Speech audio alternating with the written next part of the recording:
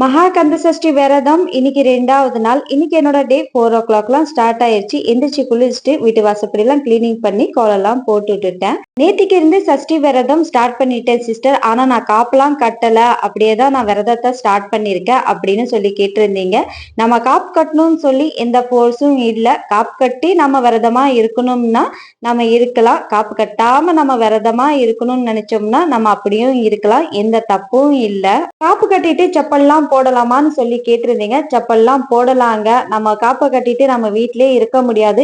நமக்கு ஒர்க் இருக்கும், வெளியே போற ஒர்க்கும் இருக்கும். அதுவும் இல்லாம காப்பு கட்டிட்டு தூரமா வந்து ஒர்க்கு, ஆபீஸ், காலேஜ் இந்த மாதிரி போறவங்க நிறைய பேர் இருக்காங்க.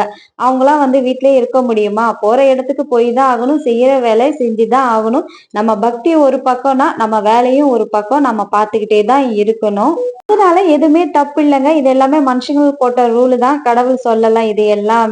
இன்னைக்கு நம்ம வீட்டுல இருக்கிற முருகருக்கு வந்து பன்னீர் அபிஷேகம் தான் செஞ்சேன். இந்த 6 நாட்களையும் ஒவ்வொரு அபிஷேகம் செய்வேன்னு சொன்னேன்ல. நேத்து பால் அபிஷேகம், இன்னைக்கு பன்னீர் அபிஷேகம்.